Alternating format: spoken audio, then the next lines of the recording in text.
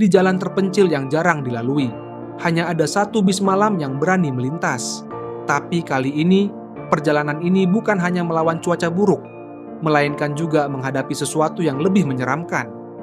Ketika hujan tak berhenti, petir menyambar dan sinyal hilang. Apakah kamu berani naik ke dalam bis ini? Atau kamu akan menjadi bagian dari cerita mereka? Klik tombol subscribe sekarang, nyalakan lonceng notifikasi dan siapkan dirimu untuk merasakan kengerian di balik perjalanan ini. Tonton sampai akhir jika kamu cukup berani.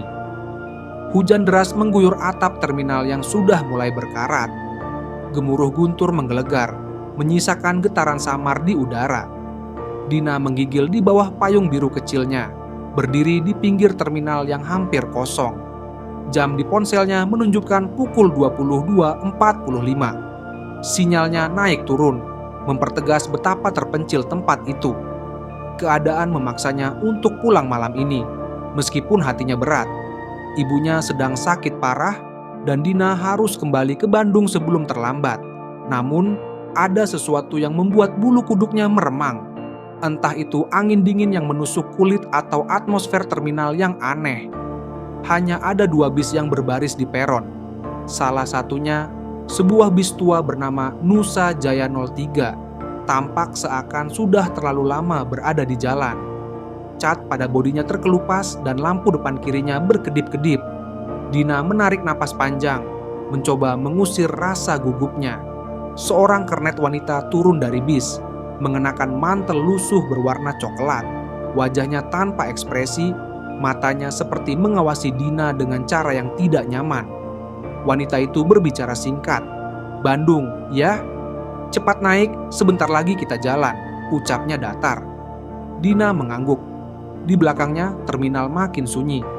Hanya ada seorang pria tua dengan tongkat yang melangkah tertatih-tatih ke arah peron. Jauh di belakang, sekelompok anak muda bercanda sambil menunggu ojek online. Dina mendadak merasa sepi, seperti dikelilingi oleh ruang kosong yang tidak wajar. Begitu melangkah ke dalam bis, aroma lembab langsung menyerbu hidungnya. Karpet di lorong basah karena jejak kaki penumpang yang sebelumnya. Sebagian kursi terlihat kosong, tetapi beberapa sudah terisi. Seorang nenek tua dengan syal di kepalanya duduk di bagian depan.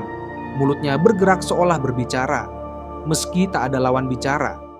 Seorang pria berjas di tengah kursi terus memeriksa jam tangannya. Wajahnya diliputi kecemasan. Seorang ibu muda dengan anak kecil duduk di belakang. Si anak memeluk boneka beruang lusuh dan tertawa kecil ke arah jendela yang gelap. Dina memilih tempat duduk di tengah, tidak terlalu dekat ke depan atau belakang. Dia melemparkan tas punggungnya ke kursi sebelah, mencoba menenangkan diri. Dari depan, Pak Somad, sopir bis, melirik Dina melalui kaca spion. Matanya tajam, namun menyimpan kelelahan. Dia terlihat seperti seseorang yang tahu lebih banyak daripada yang ingin dia ceritakan. Sebuah suara berat dari pengeras suara di langit-langit menggelegar, hampir menyaingi suara guntur.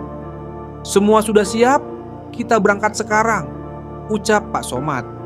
Dina hanya sempat mengangguk kecil sebelum bis mulai melaju, meninggalkan terminal yang kian tenggelam dalam kabut. Dari kejauhan, kilat menyambar di langit, menerangi jalan setapak yang berkelok menuju kegelapan. Bis Nusa Jaya 3 melaju perlahan, membawa rahasia yang tak seorang pun di dalamnya benar-benar siap untuk mengungkap. Suara mesin bis merawung lembut saat Nusa Jaya 03 mulai menembus kabut tebal di luar.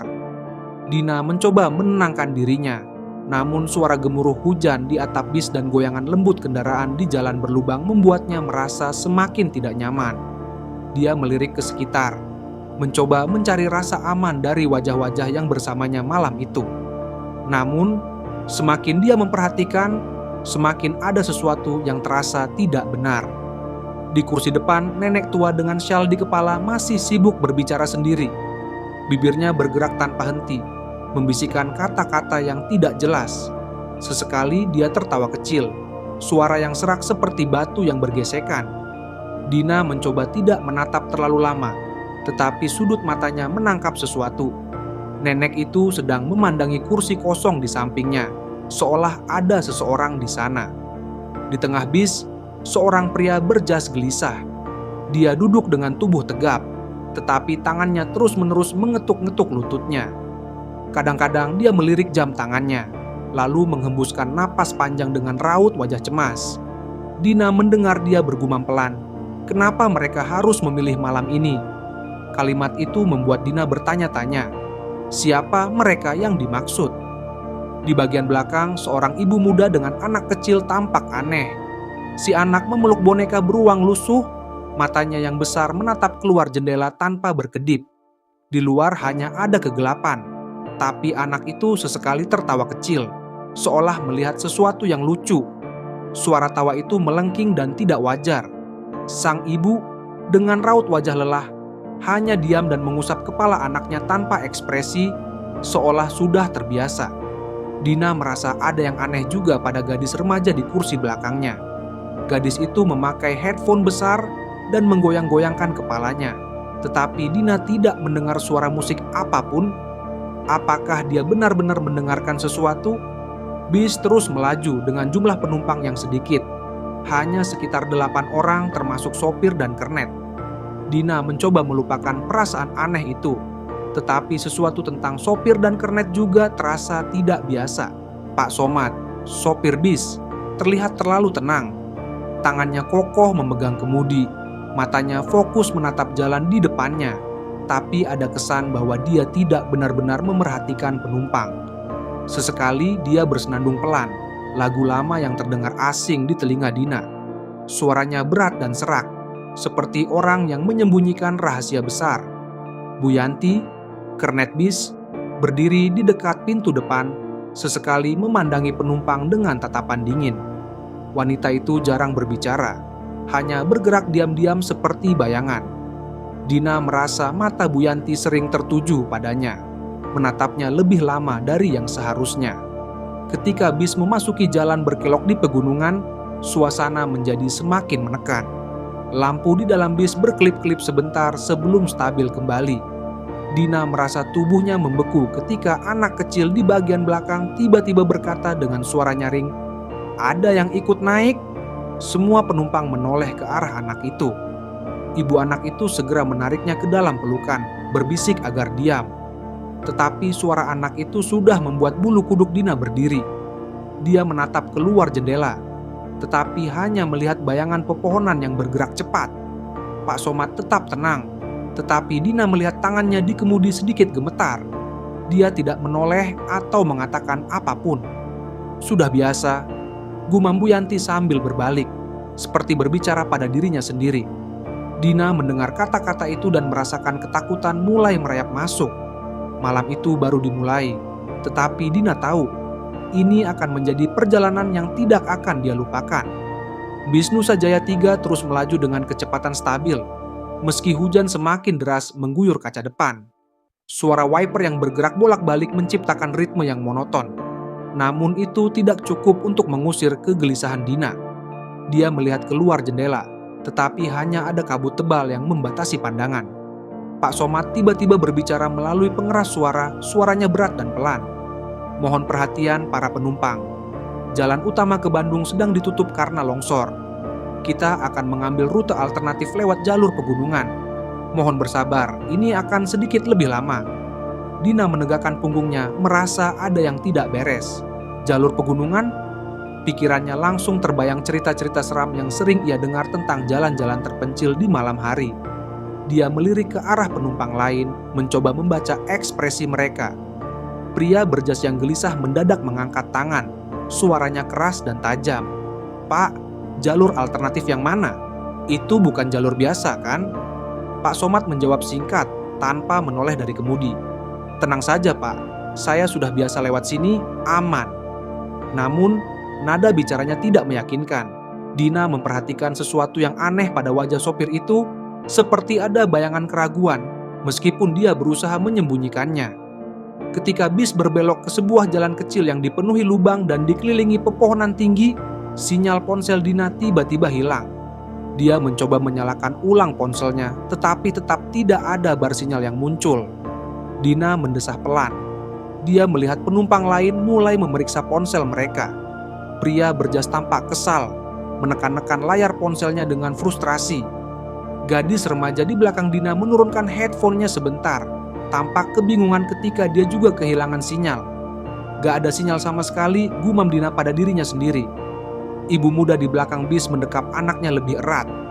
Dina mendengar ibu itu berbicara dengan nada cemas. "Tenang, sayang, kita akan sampai sebentar lagi," katanya. Meskipun suaranya terdengar seperti sedang mencoba menenangkan dirinya sendiri. Anak kecil itu tidak menjawab. Dia hanya menatap ke depan, ke arah lorong bis yang gelap. Wajahnya pucat dan dia bergumam pelan, "Mereka datang." Dina tersentak. Dia berusaha untuk tidak terlalu memikirkan kata-kata anak itu, tapi hatinya mulai berdebar cepat. Dia menoleh ke depan, tempat Bu Yanti sedang berdiri di dekat pintu. Wanita itu tampak gelisah, matanya tidak pernah diam. Tatapannya sesekali beralih keluar jendela, seolah mencari sesuatu di kegelapan. "Bu Yanti, jalur ini aman, kan?" Dina akhirnya memberanikan diri bertanya. Kernet itu hanya mengangguk tanpa berbicara. Namun, raut wajahnya tidak menenangkan. Dina merasa ada sesuatu yang disembunyikan oleh wanita itu. Bis mulai menanjak di jalan yang semakin sempit. Di kanan dan kiri, hanya ada pepohonan yang tinggi dan gelap. Sesekali jalan yang dilalui berkelok di tepi jurang. Dina merasakan bis bergetar setiap kali roda melintasi lubang. Di luar, hujan semakin deras. Kilat menyambar langit, memperlihatkan bayangan pohon yang tampak seperti sosok-sosok tinggi yang mengintai. Dina menggenggam erat tasnya, mencoba menenangkan diri. Namun, rasa tidak nyaman itu semakin menjadi. Tiba-tiba, bis berhenti mendadak, membuat tubuh Dina terdorong ke depan. Lampu di dalam bis berkelap-kelip sebentar sebelum menyala kembali. "Ada apa, Pak?" tanya pria berjas dengan nada tajam.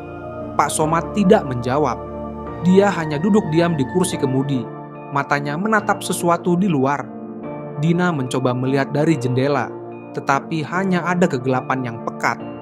Namun, Dina bisa merasakan sesuatu. Entah dari mana, hawa dingin menyelimuti bis, lebih dingin dari sebelumnya. Dan di tengah kesunyian terdengar suara samar, seperti bisikan angin yang membawa sebuah pesan. Bis mulai bergerak lagi tanpa penjelasan. Tapi malam itu, Dina tahu ini bukan sekadar perjalanan biasa. Hujan semakin deras menghantam atap bis, menciptakan bunyi yang mencekam seperti ribuan jari mengetuk kaca. Dina menggosok-gosokkan tangannya untuk mengusir hawa dingin yang tiba-tiba menyelimuti kabin. Suara mesin bis yang biasanya monoton kini terasa seperti berdentum lebih keras, menciptakan getaran aneh di tubuhnya. Dia melirik ke arah penumpang lain. Di belakang, ibu muda yang tadi memeluk anaknya tampak duduk kaku, wajahnya menghadap lurus ke depan. Anak kecilnya kini tidak lagi merengek. Sebaliknya, dia tersenyum samar, tapi tatapannya kosong, seperti melihat sesuatu di kejauhan. Dina mencoba mengabaikannya. Namun, semakin lama suasana di dalam bis semakin tidak biasa. Di kursi sebelah kanan, seorang nenek tua mulai berbicara sendiri, bibirnya bergerak cepat, tetapi tidak ada suara yang keluar. Sesekali dia tertawa pelan, seperti mendengar lelucon yang hanya dia yang mengerti. Pria berjas yang tadi gelisah kini duduk diam, tetapi matanya terbuka lebar tanpa berkedip. Tangannya mencengkeram kursi dengan kuat. Dina merasakan bulu kuduknya berdiri. Ada sesuatu yang berubah. Penumpang-penumpang ini bukan lagi sekadar orang-orang asing yang lelah. Dia mencoba fokus ke jendela, berharap kabut di luar bisa menenangkan pikirannya. Tapi kemudian, matanya menangkap sesuatu. Sebuah bayangan. Bayangan itu melintas cepat di luar jendela, seperti sosok manusia yang berlari di tengah hujan deras. Dina menegakkan punggungnya, mencoba melihat lebih jelas. Tapi yang ada hanya kabut dan kegelapan. Dia menarik napas dalam, mencoba meyakinkan dirinya bahwa itu hanyalah imajinasinya. Tapi perasaan gelisah itu semakin kuat. Dina menoleh ke depan, mencari Bu Yanti. Wanita itu masih berdiri di dekat pintu depan, tetapi kini kepalanya tertunduk, seperti sedang berdoa. "Bu Yanti?" Dina memanggil, suaranya hampir berbisik. Tidak ada jawaban. Saat Dina ingin berdiri untuk mendekatinya, dia mendengar suara kecil, tawa. tawa anak kecil.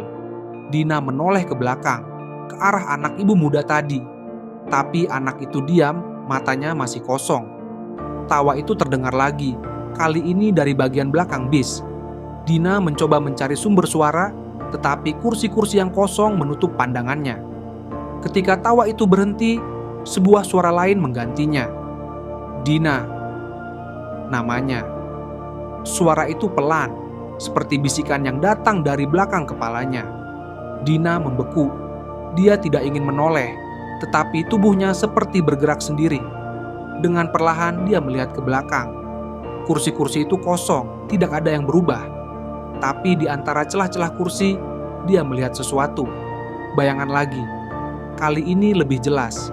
Sosok itu berdiri di lorong belakang bis, diam mematung dengan kepala tertunduk. Dina tidak bisa melihat wajahnya karena gelap, tapi tubuhnya menggigil saat menyadari bahwa bayangan itu tidak memiliki kaki. Dina menutup mulutnya agar tidak berteriak. Ketika dia berkedip, bayangan itu menghilang. Dina menoleh cepat. Kali ini suara itu berasal dari samping. Nenek tua yang tadi berbicara sendiri, kini menatap Dina dengan mata yang tidak fokus. "Kamu sudah melihatnya, kan?" tanya nenek itu. Suaranya serak. Dina merasa tubuhnya melemah. Dia tidak tahu harus menjawab apa. Tapi nenek itu melanjutkan sebelum Dina bisa bicara. "Mereka akan segera datang," bisiknya, dengan senyuman kecil yang menyeramkan. Lampu bis tiba-tiba redup, dan suara gemuruh hujan menjadi lebih keras. Dina tahu ini baru permulaan. Hujan deras yang mengguyur jalanan membuat bis semakin sulit bergerak. Roda-roda besar itu tergelincir beberapa kali saat melewati jalan licin di tepian jurang. Pak Somad mencengkeram setir dengan erat. Wajahnya penuh konsentrasi, tetapi keringat bercucuran di pelipisnya. Lampu depan bis nyaris tidak berguna, hanya menembus beberapa meter kabut tebal yang menyelimuti. Tiba-tiba, bis berhenti mendadak. Dina yang sedang memperhatikan jendela hampir terlempar dari kursinya. "Ada apa, Pak?" tanya Bu Yanti yang berdiri di dekat pintu depan. Suaranya terdengar gugup. Pak Somad tidak menjawab. Dia menatap lurus ke depan, wajahnya pucat seperti melihat sesuatu yang tidak bisa dijelaskan. Dina mencoba melihat apa yang dilihatnya, tapi dari kursinya hanya ada jalanan kosong yang basah oleh hujan.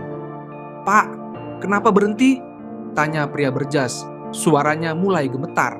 Pak Somad akhirnya bersuara, tapi suaranya pelan dan serak, hampir seperti berbisik. "Ada sesuatu di jalan."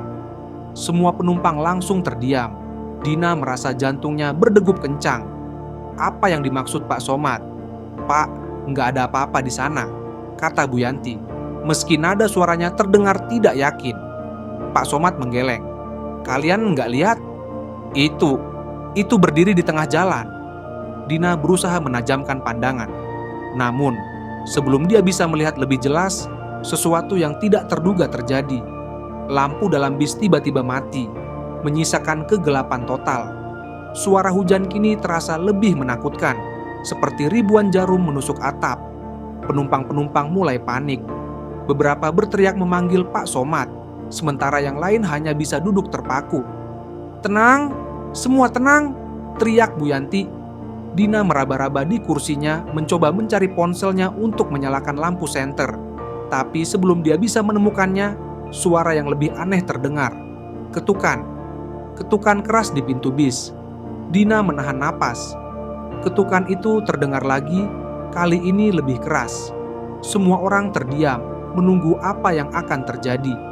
Pak Somad berdiri dari kursinya, wajahnya semakin pucat. Jangan buka pintunya," katanya dengan suara putus asa. "Tapi siapa itu, Pak?" tanya Bu Yanti meski suaranya terdengar ragu. "Bukan siapa-siapa, jangan buka," Pak Somad bersikeras. Tetapi ketukan itu kini berubah menjadi dentuman keras, seperti ada sesuatu yang memaksa masuk. Saat itulah Dina melihatnya. Di jendela sebelah kirinya, bayangan samar muncul. Wajah pucat seorang wanita dengan mata kosong menatap langsung ke arahnya. Dina tersentak mundur, napasnya tercekat. "Dia di luar," bisik Dina, menunjuk ke arah jendela. Penumpang lain mulai melihatnya juga, dan bis langsung dipenuhi suara jeritan. Tapi bukan hanya itu yang membuat Dina ketakutan. Wajah itu mulai berubah. Mulutnya terbuka lebar, terlalu lebar untuk ukuran manusia, seperti berteriak tanpa suara. Pak Somad akhirnya kehilangan kendali. "Kalian mau tahu kebenarannya? Baiklah, bis ini seharusnya tidak ada." Semua orang terdiam. "Apa maksudnya, Pak?" tanya Dina, meski dia tidak yakin ingin mendengar jawabannya. Pak Somad menunduk, tubuhnya bergetar. "Ini bukan rute biasa. Bis ini pernah mengalami kecelakaan di jalan ini bertahun-tahun lalu. Semua orang di dalamnya meninggal, termasuk saya dan Bu Yanti." Dina terkejut. "Apa yang Bapak katakan? Itu nggak mungkin." Pak Somad mengangguk perlahan, matanya basah oleh air mata. "Kami terjebak di sini, dalam perjalanan yang sama, malam demi malam, tanpa akhir." Suasana semakin mencekam. Penumpang-penumpang mulai berubah. Ibu muda yang tadi memeluk anaknya kini berdiri dengan gerakan kaku. Wajahnya kosong. Pria berjas tiba-tiba tertawa pelan, tetapi tawa itu terdengar tidak manusiawi. Dina merasa dunia di sekitarnya berputar. Bayangan yang dia lihat, keanehan para penumpang, semua mulai masuk akal. Dia ingin keluar, tapi kemana? Jalan di luar hanyalah kabut dan hujan. Lalu, bagaimana kami keluar dari sini? Dina bertanya, suaranya gemetar. Pak Somad menatapnya dengan mata penuh penyesalan. "Tidak ada jalan keluar. Jika kalian di sini, berarti kalian sudah menjadi bagian dari kami." Dina menatap wajah-wajah yang semakin berubah, hingga akhirnya semua lampu dalam bis mati total. Gelap. Tidak ada yang terlihat di dalam bis kecuali kilatan sesekali dari petir di luar. Dina duduk terpaku di kursinya, jantungnya berdentum kencang. Suara-suara aneh mulai terdengar.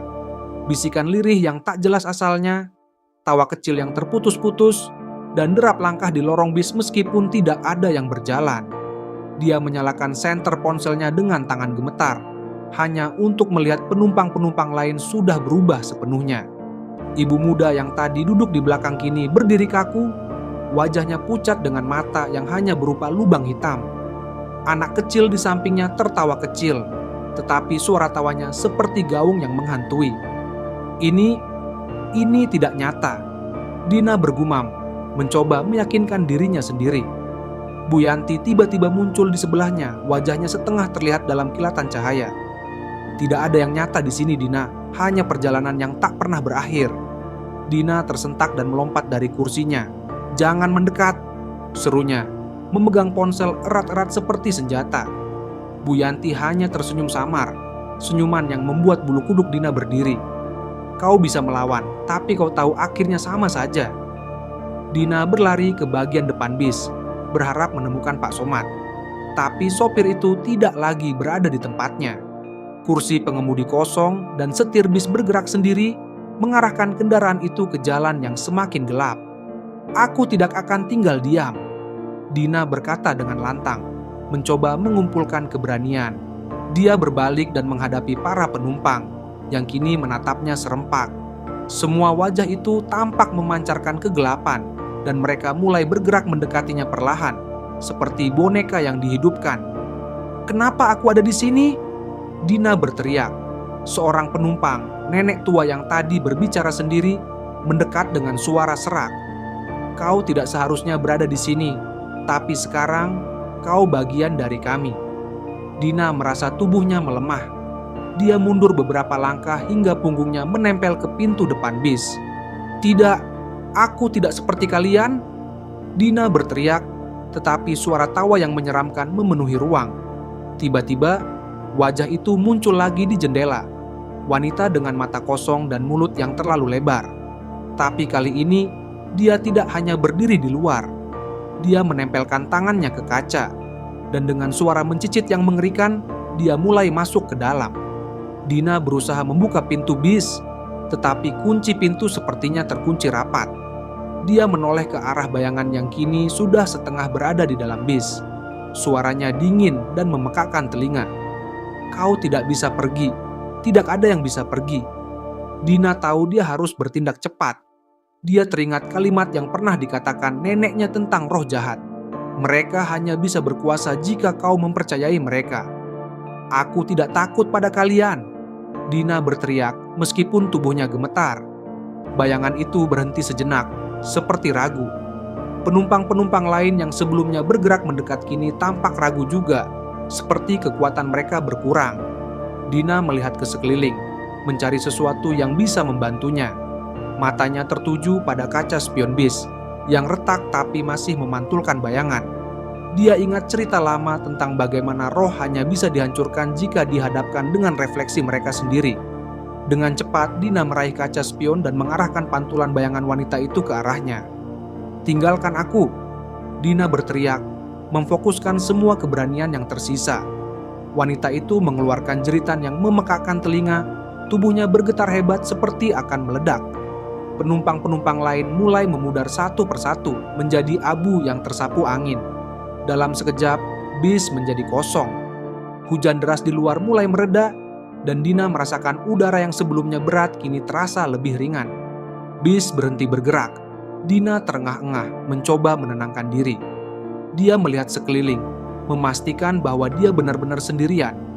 Tapi saat dia hendak keluar, sebuah suara berbisik di belakangnya.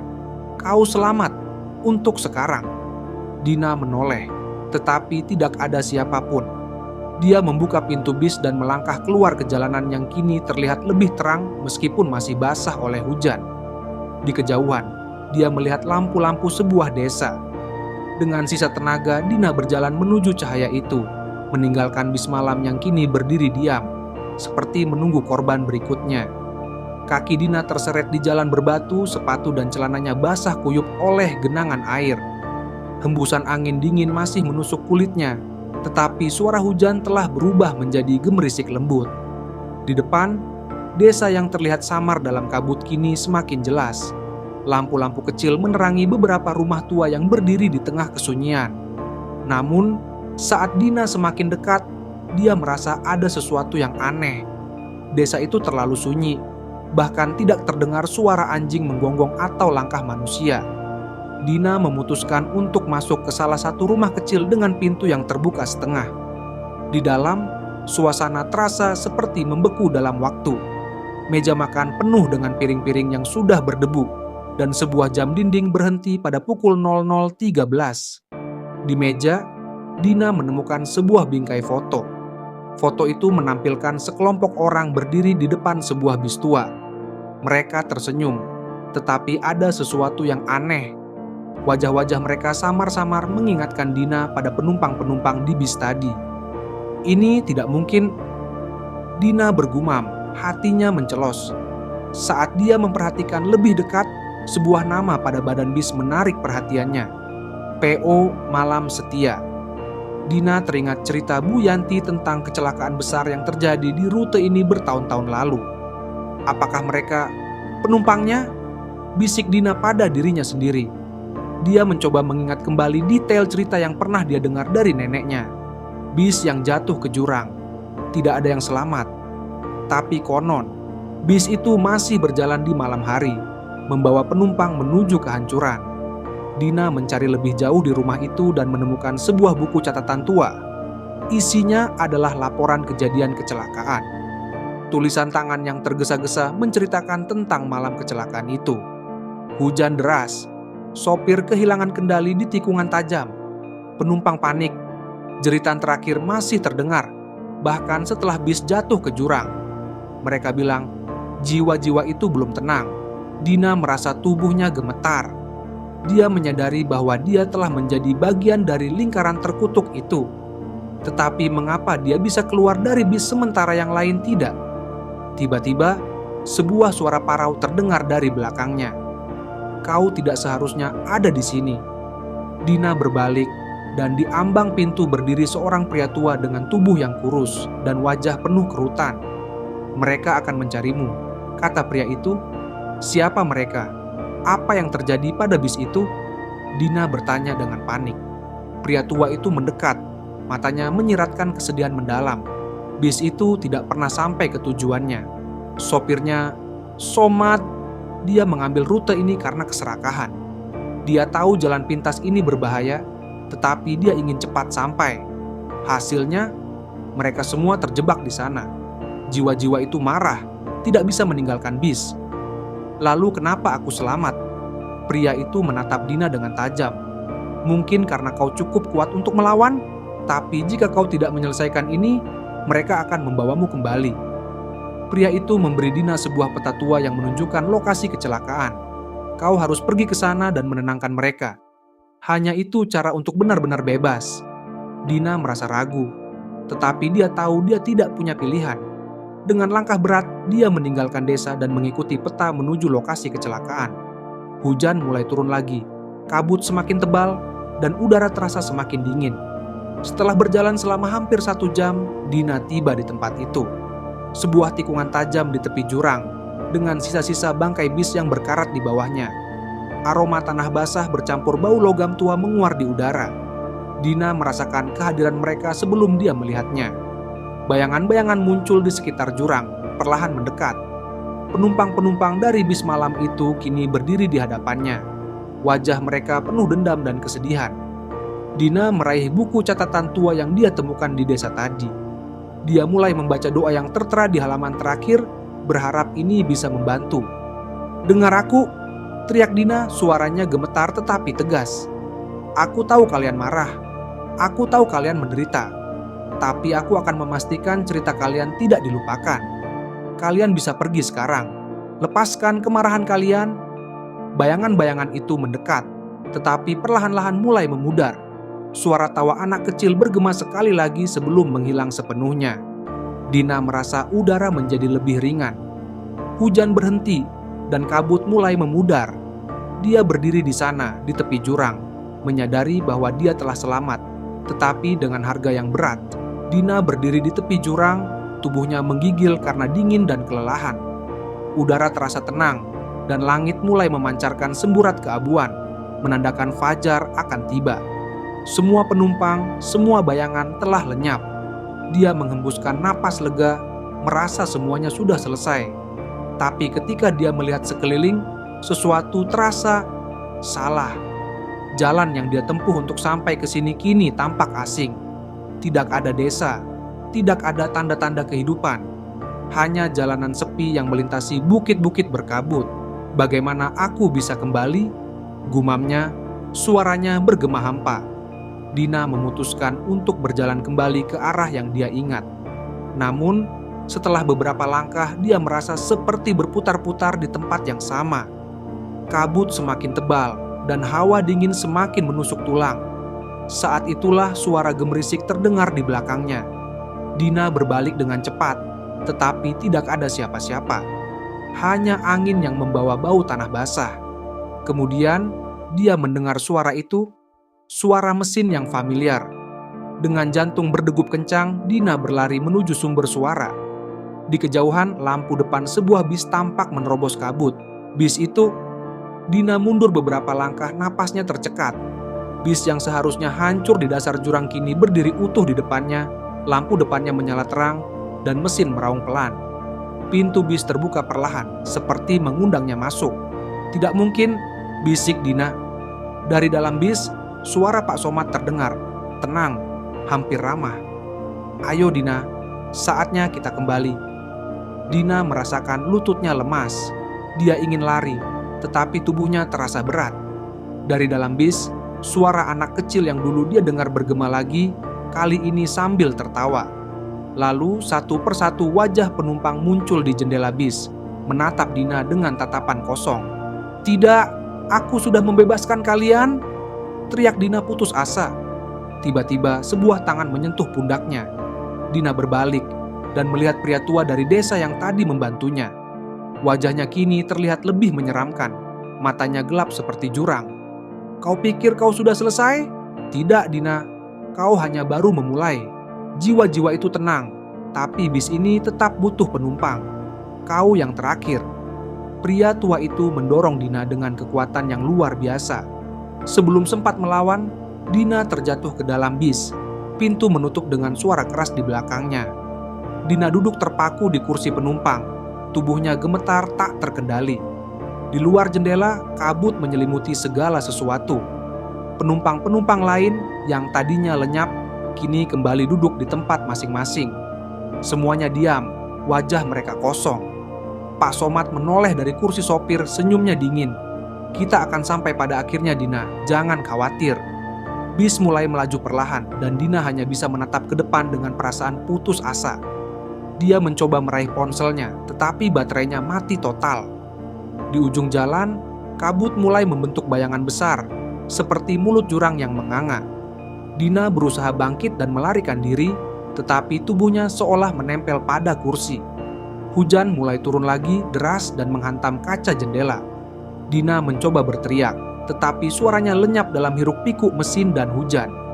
Sebelum semuanya gelap, Dina mendengar suara anak kecil yang sama, kali ini berbisik di telinganya. "Kau salah satu dari kami sekarang." Pagi harinya, di terminal bis yang sepi, seorang wanita muda duduk di bangku tunggu, menunggu bis malam jurusan Jakarta-Bandung. Sopir terminal, seorang pria tua dengan wajah lelah, mendekatinya.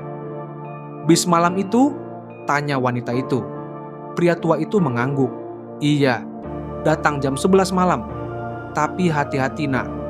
Bis itu tidak pernah benar-benar sampai." Wanita muda itu tersenyum samar. "Tidak apa-apa, Pak. Saya harus pergi." Saat bis tiba, pintunya terbuka dengan suara mendesing. Di dalamnya, Dina duduk di kursi paling depan, menatap lurus ke depan dengan wajah tanpa ekspresi. Di sampingnya, kursi lain masih kosong, menunggu penumpang berikutnya. Perjalanan ini mungkin sudah berakhir, tapi apa yang Dina alami mungkin hanyalah permulaan. Karena di jalan ini, cerita seram selalu mencari penumpang baru. Jangan lupa untuk like, komen, dan share video ini. Siapa tahu ada temanmu yang berani merasakan teror malam ini. Subscribe dan nyalakan lonceng notifikasi supaya kamu nggak ketinggalan cerita horor selanjutnya. Sampai jumpa di perjalanan berikutnya. Kalau kamu masih berani